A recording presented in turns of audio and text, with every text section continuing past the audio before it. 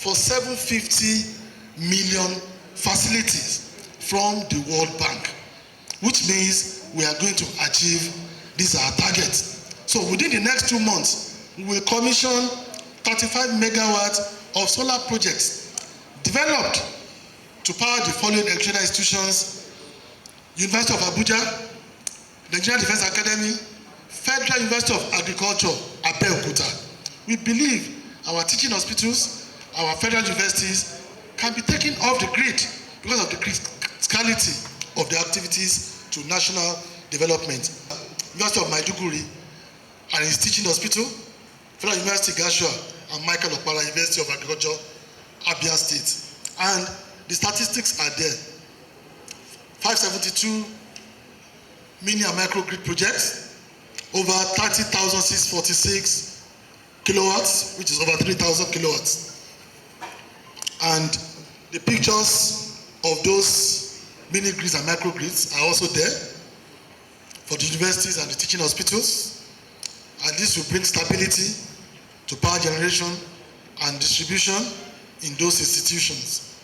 So, the last point I want to make before I leave here, because time is gone already, is have we been able to attract investment into this sector? Yes, we have.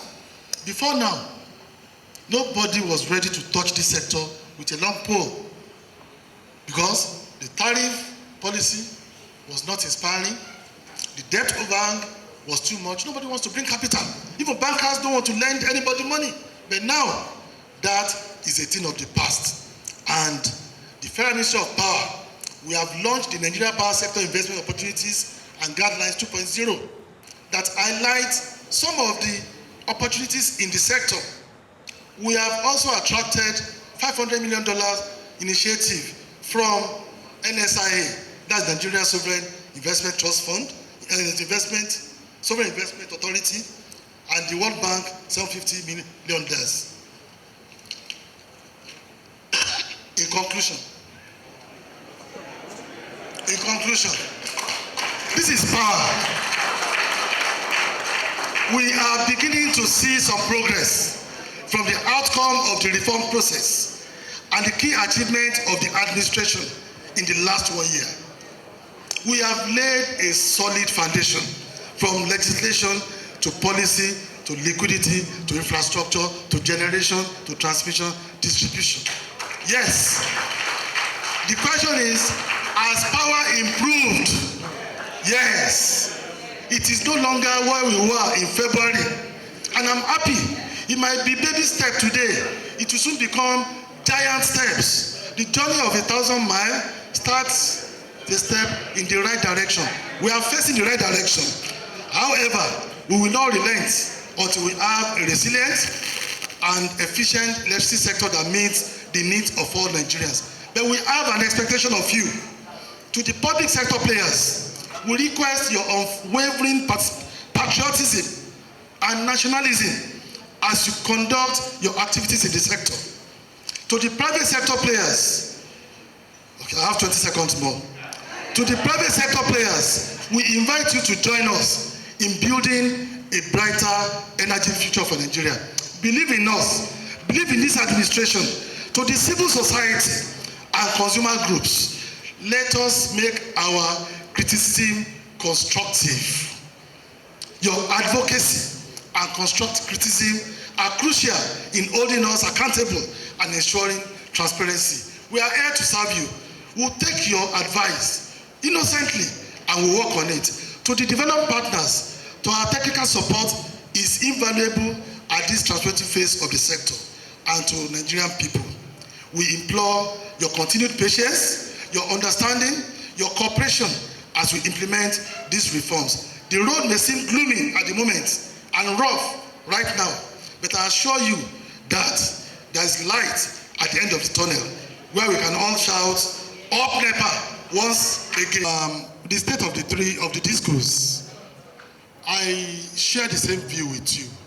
If you have listened to some of the interviews are granted, it should not be permitted for non-power technical operators to operate distribution companies. If the banks and AMCON have taken over their debt,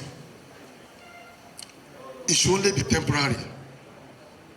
We expect them to have made arrangements for a resale to a pure utility operating company.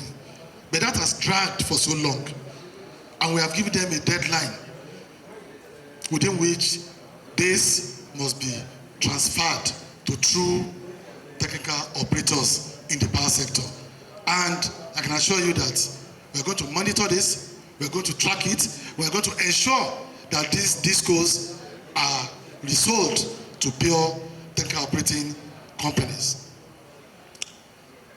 The second question here has to do with the disturbance or the collapse of the national grid that we have witnessed a couple of times this year.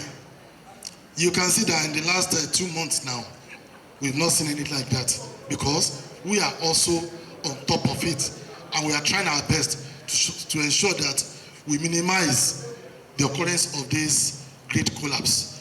But like you said, the permanent solution to grid collapse is to have an automated control of the frequency on the grid and the voltage. There is an application that is used for that, which is called SCADA, Security, Control, and Data Acquisition, or whatever, SCADA. We have been implementing this thing in the last 10 to 12 years. We could not finish in this country. But just last year, we got intervention from the World Bank. And between World Bank and the Transmission Company of Nigeria, the MDs here, they gave us 24 months, which is 2 years, for us to conclude the implementation of SCADA.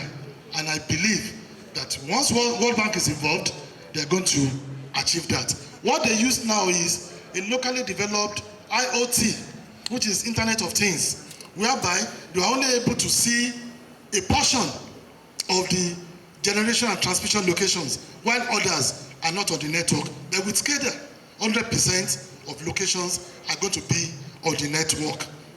Then, the last question here has to do with the MDA's debts. Yes, the current debt of the MDAs are being paid, as we are all aware. When Abuja Disco shut down some of the government offices, then they started paying. But we don't want a situation whereby we're going to apply haphazard solution to settlement of MDA's debt. It's going to be centralized now, so that a singular point will be the point of payment of MDA's debt. There won't be another accumulation of MDA's debt again, and we are ensuring that a lot of them are paid down. Then we have what is called legacy or historical debts of these MDAs. It is so much that we may not be able to pay them down at a go now. Then we have an agency we called Nigeria Electricity Liability Management Company. We are putting all this debt together and transferring them to NEMCO. So NEMCO will go into negotiations with all the discos, and they will agree on modalities of final settlement of these legacy debts. Because as government is owing the discos too have liabilities to government. So NEMCO is in a position to negotiate this and ensure that we zeroize government debt to power distribution companies.